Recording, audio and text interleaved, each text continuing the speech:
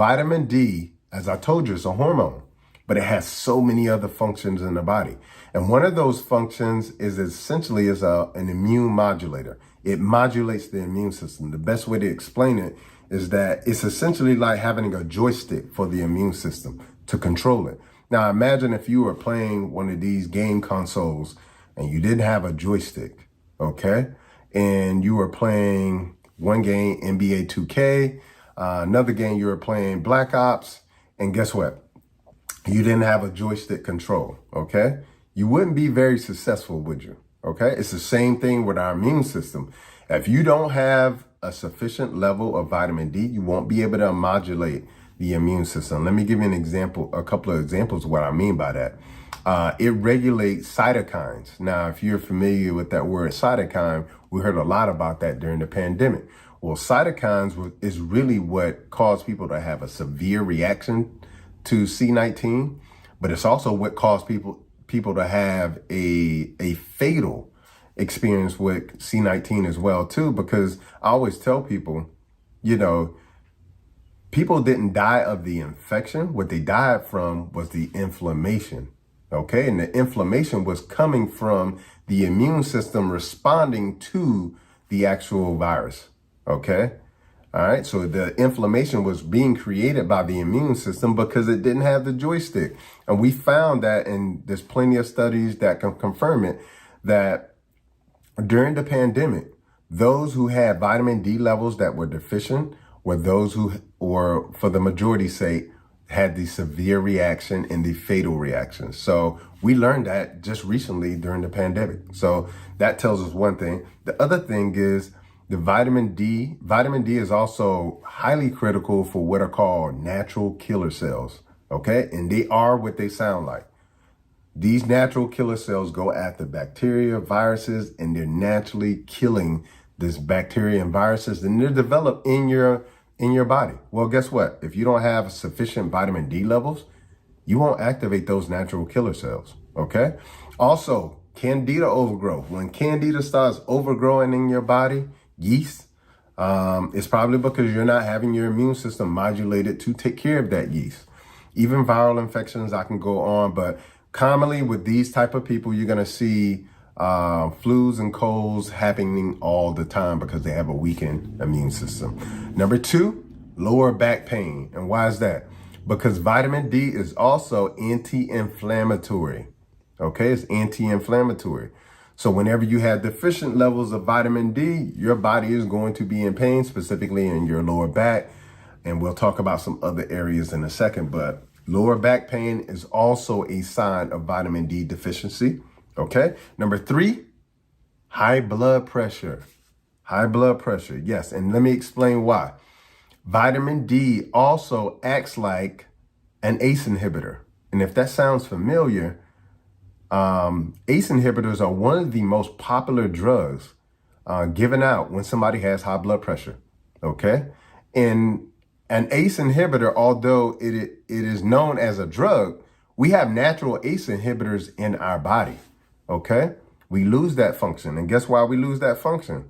Quite often because we're vitamin D deficient. So ACE inhibitors are things like lisinopril, captopril. These are common drugs that are used to treat high blood pressure. And guess what? Vitamin D acts like an ACE inhibitor, which is hugely important. And the other thing that's really important around vitamin D deficiency, when you get a deficiency, it is going to lead to arterial stiffness. And what that means is your arteries are going to be more and more stiff. Okay. And why is that? Because vitamin D also, and we'll talk about this later, controls calcium. Okay. Now, what's really important to know about calcium, 99% of calcium is in the bones. Okay. So it's the makeup of your bones and teeth. Okay. If you don't have vitamin D, it doesn't act to absorb the calcium into the bone. So it could be in the blood, which could end up in the arteries and the blood vessels. And when that calcium starts to build up in the arteries, it causes it to stiffen. Okay. So that's number 3. That's how it can cause high blood pressure. So you literally could be suffering from high blood pressure as a result of your deficiency in vitamin D. Number 4, elevated blood sugars and insulin resistance. And you're probably thinking, like, how does vitamin D have anything to do with my diabetes or my pre-diabetes? Well, because vitamin D is involved in the function of pancreatic beta cells. Okay, what are those? The beta cells in the pancreas are responsible for releasing insulin. What does insulin do? Insulin is like the chaperone. It takes all the sugar, the blood sugar, and then it squirts it into muscle cells. Okay? So it's essentially like a taxi cab to the muscle cell. It takes the sugar from the blood, puts it inside of the muscles where it then can be used for energy. Because that sugar stays in the blood, it's going to accumulate, get higher and higher, become known as initially pre-diabetes, eventually diabetes, and elevated blood sugars can also lead to elevated blood pressure, which could also lead to a stroke, okay? So when you're vitamin D deficient, guess what? It's not properly regulating those beta cells that are in your pancreas as well too. So that's number 4. Number 5, depression, okay? Deficiency in vitamin D could also cause mood swings like depression. And why is that? Well, vitamin D deficiency is key for converting tryptophan into serotonin. Okay, why is that important? All right, so if you know somebody with depression, they quite often give them a drug known as a serotonin reuptake inhibitor. What is that?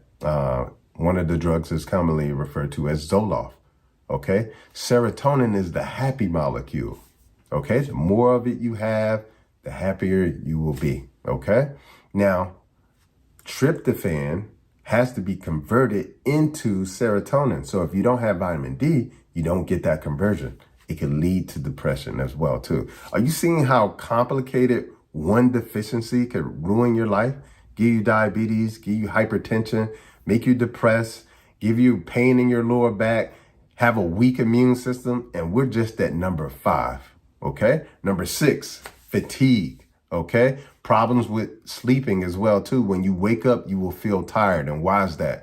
Because vitamin D is critical from a mitochondrial function. And what I mean by that, it decreases the function of the mitochondria, and the mitochondria essentially is a powerhouse for creating energy. Okay, so that's why it makes you fatigued. That's why it makes you feel tired when you wake up in the morning too. So add that to the list. Now you're tired also. And then number 7, autoimmune conditions.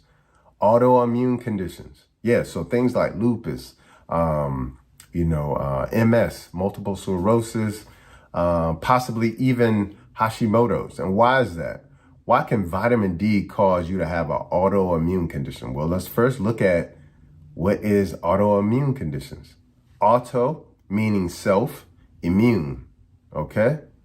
That means that the immune system is attacking itself, okay? So if it's lupus, it's attacking you in the blood. If it's multiple sclerosis, it's attacking your nervous system, okay?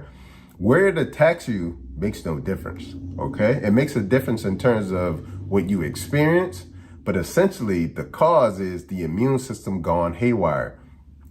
And what did I say earlier? Let me get a quick swig of my green juice.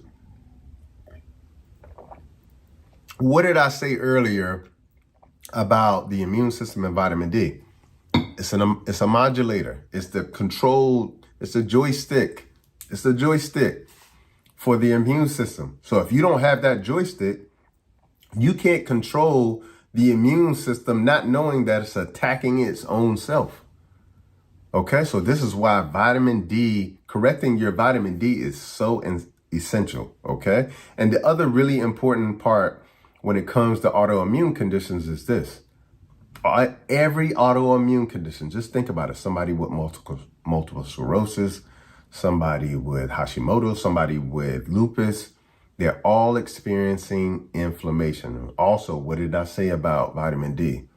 It is a potent anti-inflammatory. So you see, and I'll get into this in just a second, as you can see, a vitamin D deficiency, it started with deficiency, but it's also coupled with toxicity. Okay, so it's so important that we know and understand that quite often, you're treating your autoimmune condition with all of these anti-inflammatories, which quite often don't work very well at all. Most of the treatments for autoimmune conditions do not work very well at all. And they have a lot of side effects, a lot of painful and sometimes fatal side effects because you're addressing the symptoms and not the cause. Okay.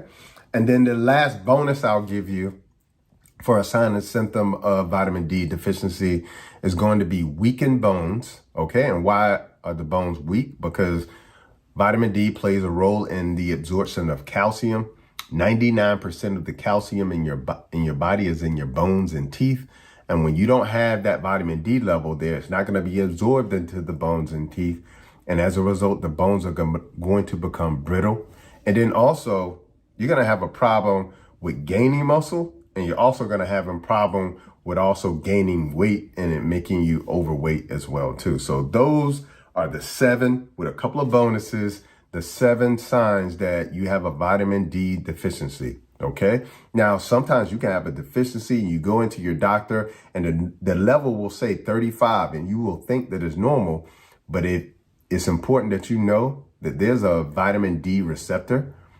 And if your vitamin D isn't hitting those receptors, that's an issue. But also remember what I mentioned before.